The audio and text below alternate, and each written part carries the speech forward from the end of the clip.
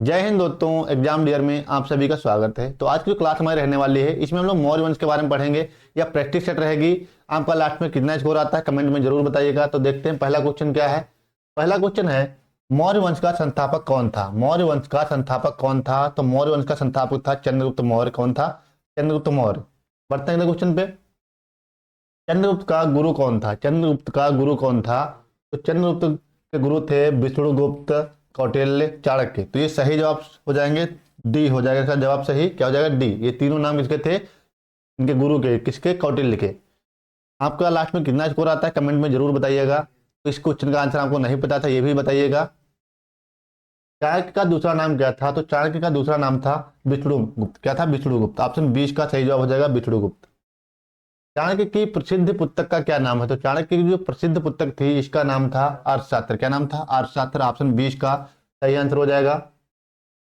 चंद्रगुप्त मौर्य ने किसे हराकर मगध जीत लिया था? यानी मगध पर कब्जा किसके हराकर किया था? तो ये किया था घनानंद को हराकर। ऑप्शन 30 का सही जवाब हो जाएगा। किसे हराकर? घनानंद को। लास्ट में आप ये जरूर बताइएगा कि आपका स्कोर कितना आया है। चंद्रगुप्त ने किस यूनानी सेनापति को पराजित किया था? तो यूनानी सेनापति जो था सेल्यूकस निकेटर, इसे पराजित किया था। ऑप्शन सी इसका सही जवाब हो जाएगा। सेल्यूकस की पुत्री का विवाह किससे हुआ था? सेल्यूकस की पुत्री का जो विवाह हुआ था ये हुआ था चंद्रगुप्त से। किससे हुआ था? चंद्रगुप्त मौर्य से। क्योंकि सेल्यूकस निकेटर को युद्ध में पराजित करने के बाद में संधि हो जाती है जिसमें सेल्यूकस निकेटर अपनी पुत्री का विवाह किससे कर देता है? चंद्रगुप्त से। मेगस्थनीज किसके दरबार में आया था? तो मेगस्थनीज जो था या चंद्रगुप्त के दरबार में आया था? किसके दरबार में आया था? चंद्रगुप्त के दरबार में आया था।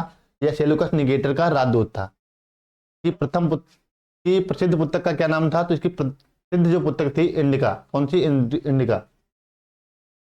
मेगस्थनीज की पुस्तक है तो मेगस्थनीज की पुस्तक कौन सी है? इंडिका, जिसमें मौर्य काल के बारे में विशेष विस्तार से वर्णन दिया गया है। अगला क्वेश्चन देखते हैं क्या है। चंद्रगुप्त मौर्य अंत में कहाँ गया था? चंद्रगुप्त मौर्य जो थे अंत में श्रावण बेलगोला चले गए थे। वहीं पे लेखना पद्धति के द्वारा अपने प्राण त्याग दिए थे। इसका सही जवाब क्या हो जाएगा? ऑप्शन सी हो जाएगा, श्रावण बेलगोला। चंद्रगुप्त के बाद कौन राजा बना था? चंद्रगुप्त के बाद में कौन राजा बना था? तो इसका सही जवाब हो जाएगा बिंदुसार। ऑप्शन 20 का सही जवाब हो जाएगा। कौन बना था? बिंदुसार। यूनानी लोग बिंदुसार को क्या कहते थे? तो यूनानी लोग जो थे बिंदुसार को कहते थे अमित्रघात। क्या कहते थे? अमित्रघात, शत्रु विनाशक यानी। बिंदुसार का दूसरा नाम क्या था? बिंदुसार का दूसरा नाम था अमित्रघात। क्या था? अमित्रघात। ऑप्शन ए का सही आंसर हो जाएगा। मौर्य वंश का सबसे प्रसिद्ध सम्राट कौन था? मौर्य वंश का सबसे प्रसिद्ध सम्राट कौन था? तो ये हो जाएगा अशोक। कौन हो जाएगा? अशोक। ऑप्शन सी का सही जवाब हो जाएगा अशोक। अशोक का राज्याभिषेक कब हुआ था? तो अशोक का राज्याभिषेक हुआ था 269 ईसा पूर्व में। कहीं कहीं पे आपको 268 भी देखने को मिलता है। ऑप्शन के अनुसार आप टिक करेंगे। अगर 268 दिया है तो वहां पे आप 268 ही टिक करेंगे। अगर नहीं दिया है तो आप 269 टिक करेंगे।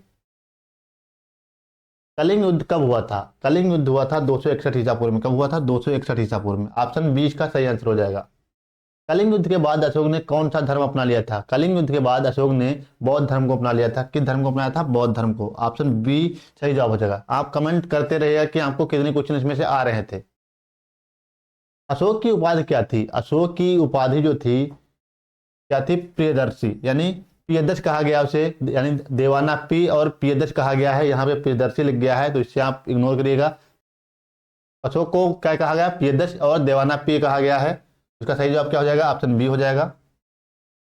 अशोक के शिलालेख मुख्यतः किस भाषा में लिखे गए हैं? तो मुख्यतः जो ज्यादा भाषा यूज हुई प्राकृत भाषा का यूज हुआ है। ऑप्शन 20 का सही जवाब हो जाएगा प्राकृत भाषा। अगला क्वेश्चन क्या है?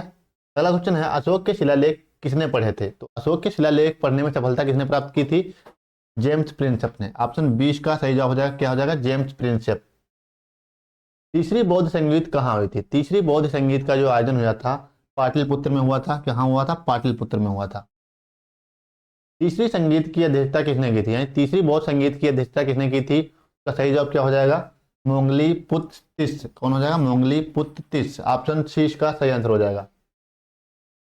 श्रीलंका किसे भेजा गया था? श्रीलंका किसे भेजा गया था? तो श्रीलंका भेजा गया था महेंद्र और संघमित्रा को, जो अशोक के पुत्र और पुत्री थे। इन्हें श्रीलंका भेजा गया था बौद्ध धर्म के प्रचार प्रसार के लिए। अगला क्वेश्चन है अशोक ने अपने शिलालेखों में क्या उपाधि प्रयोग की है? तो अशोक ने अपने शिलालेखों में देवाना पी और प्रियदर्श की उपाधि का उपयोग किया है। यहाँ पे दिया हुआ है प्रियदर्शी, ये भी चल जाएगा, लेकिन अगर ये ऑप्शन में दिया हो और प्रियदर्श भी दिया हो तो आप वहाँ पे प्रियदर्श को टेक करिएगा।